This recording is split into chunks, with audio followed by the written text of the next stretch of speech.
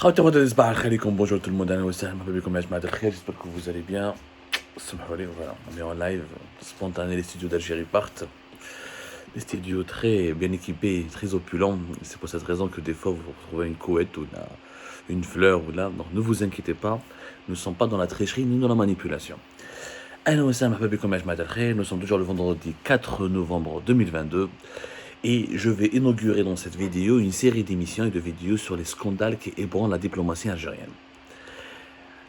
حالة كارثية نقولها من العودة حالة كارثية راهي في الخارجية الجزائرية يا جماعة le népotisme, le favoritisme, la corruption, les passe-droits, les pots de vin, la diplomatie algérienne se porte très mal.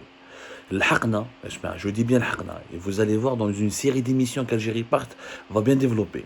Des femmes de ménage, des danseuses de cabaret, des pickpockets, des plombiers, des caissiers, des gens qui travaillent les cantines, ou là où des sous-traitants, ou là des agents consulaires dans les consulats d'Algérie à l'étranger. Parce qu'ils connaissaient des personnes haut placées au niveau du ministère algérien des Affaires étrangères.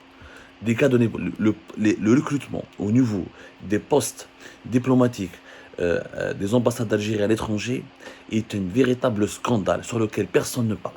Pourquoi? Parce que c'est un dossier qui est étouffé par les services secrets algériens, notamment la Direction générale de la sécurité intérieure et la Direction de la documentation de la sécurité extérieure, qui sont de l'enseignement extérieur. Ils font des notes, ils font des rapports qui ne sont jamais pris en considération. La justice n'ouvre jamais d'enquête parce que la présidence et les hauts responsables du ministère des Affaires étrangères, la chefferie du gouvernement, ils étouffent l'affaire. Parce que leurs proches sont les principaux bénéficiaires de ces recrutements, de ces postes d'emploi à l'étranger, rémunérés en devises, avec des privilèges. Et souvent, ces personnes-là, ils travaillent 2-3 ans dans un consulat ou là, dans une ambassade d'Algérie à l'étranger. 2-3 ans après, ils font des papiers à l'étranger, ils restent à l'étranger, ils se font une situation à l'étranger, et ils ne viennent jamais.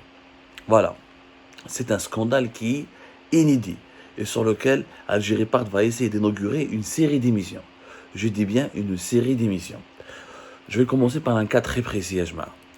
Au ministère des Affaires étrangères, récemment, en août 2022, quelqu'un qui s'appelle Mohamed Amin Bouguerra, qui est attaché de chancellerie au consulat général d'Algérie de Londres. Qu'est-ce qu'il a fait, ce Mohamed Amin Bouguerra? Il a fait défection. Vous imaginez bien. Après quand on travaille comme attaché de chancellerie à l'ambassade d'Algérie à Londres, ça veut dire qu'on est le représentant des autorités algériennes. On est le représentant de l'État algérien. On travaille au service de l'État, donc quelque part au service des institutions de l'État. Donc on ne peut pas faire n'importe quoi. Il est censé donc s'aligner sur les positions du régime algérien. En fait, attaché de chancellerie au consulat général d'Algérie de Londres, quelque part tu fais partie du régime algérien, tu es l'un de ses fonctionnaires ou l'un de ses serviteurs. Au mois d'août 2022, Adam Mohamed Amin Bouguerra, il a fait défection où il a demandé l'asile politique à Londres, en Angleterre.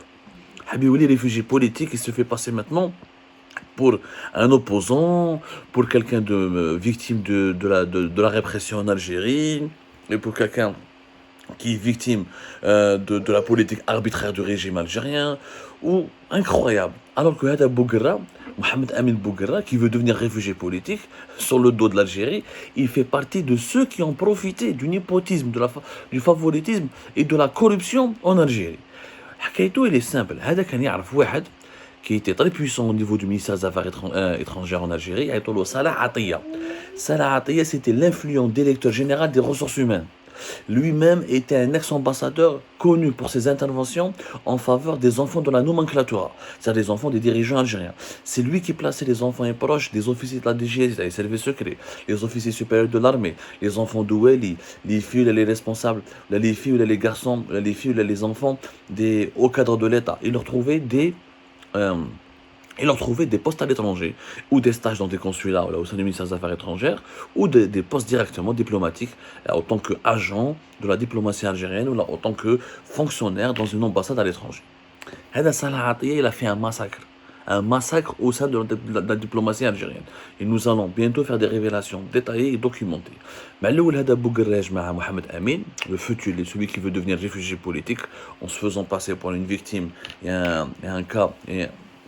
pour une victime ou là pour un activiste de l'opposition algérienne, et ben lui, au départ, il travaillait à l'ambassade d'Algérie à Bagdad, en Irak.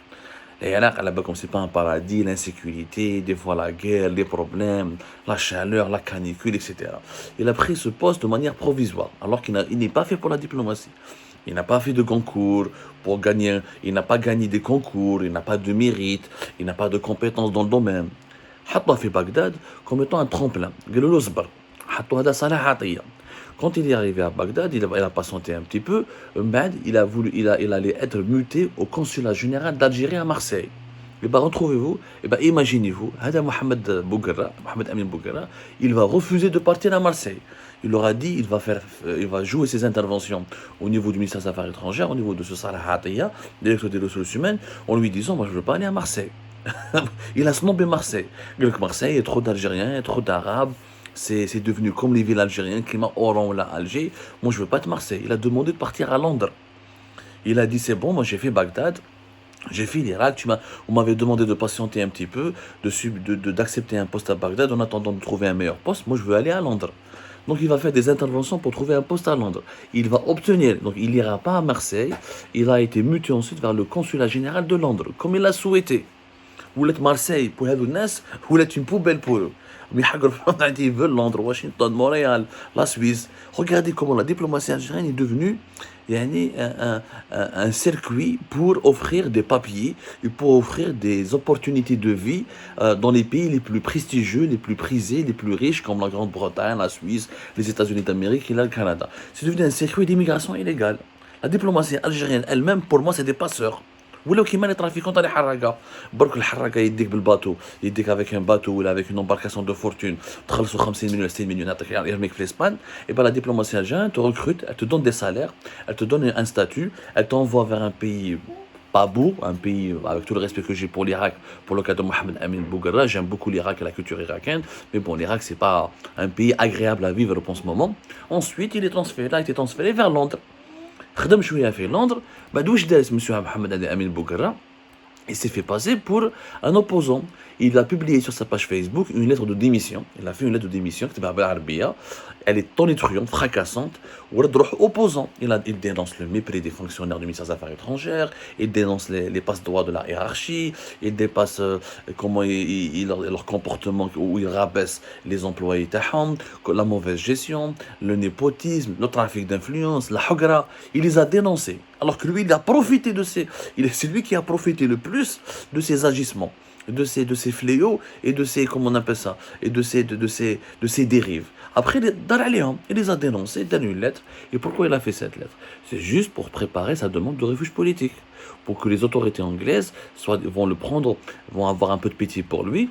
Peut-être même il a collaboré avec les Anglais. Je m'attends à des informations. C'est pas... Je suis quelqu'un qui travaille à la chancellerie, il devient réfugié, il déserte.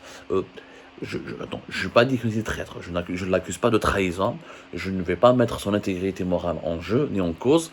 Tout ce que je sais, c'est que ce n'est pas honnête. Parce qu'il a profité du système. Toi, tu as profité du système. Tu as été parmi les premiers à profiter du système. C'est Mohamed Amin Bouguera. Ensuite, tu te fais passer pour... Pourquoi tu n'as pas écrit cette lettre quand tu étais à Bagdad? Pourquoi tu n'as pas démissionné à Bagdad? Parce qu'à Bagdad, ça ne l'intéresse pas d'obtenir la nationalité irakienne, les papiers irakiens. Ce n'est pas un pays où on rêve d'émigrer. Il a attendu d'être à Londres pour démissionner, pour tout dénoncer et tout parler. Et pour dénoncer et pour passer à l'acte, pour devenir un rebelle. Pourquoi ne pas avoir organisé cette rébellion depuis Bagdad, depuis l'Irak? Et bien à Londres, il a fait cette lettre, ensuite il a démissionné et il a demandé donc le refuge politique. Cette histoire n'est qu'une parmi tant d'autres. Nous en avons tellement. Nous allons, au cours de cette journée, je vais essayer de vous faire 2 ou 3 émissions sur les scandales de la diplomatie algérienne. Comment des gens étaient recrutés, quel était leur poste, le trafic de certains responsables, comment certains consuls, femmes et hommes, se sont retrouvés propulsés sur la scène diplomatique. On leur a offert des belles carrières à l'étranger alors qu'elles n'ont absolument rien à voir, ni de près ni de loin, avec les métiers de la diplomatie qui nécessitent un savoir-faire, un savoir-vivre, un savoir-être, des formations pointues, des diplômes, une connaissance des relations internationales, une connaissance des enjeux de la géopolitique mondiale. Quel est ça? Mais on n'est pas diplomate qui veut. Dans les pays qui se respectent, on est diplomate après un cursus, des stages, une expérience sur le terrain. des évaluations, des concours. En Algérie, c'est simple, il faut connaître le secrétaire général, le directeur des ressources humaines, le ministre, il faut connaître un général, un colonel, des femmes de ménage, des plombiers. Des plombiers ont été recrutés par les consulats d'Algérie à l'étranger. C'est tout simplement scandaleux. Algérie va lutter jusqu'au bout pour mettre à nu ces scandales et pour les révéler au grand public. Et je défie les autorités algériennes d'enclencher une enquête et d'envoyer une mission d'inspection au sein du ministère des Affaires étrangères qui prétend promouvoir les intérêts de l'Algérie et les défendre et qui fait malheureusement le tout contraire en confiant des postes stratégiques et sensibles à des personnes malhonnêtes, incompétentes, et dont le seul but est de partir à l'étranger, d'obtenir des résidences à l'étranger, ensuite d'être naturalisé, de prendre une nationalité étrangère et de gagner des devises pour gonfler leur compte, pour leur compte bancaire.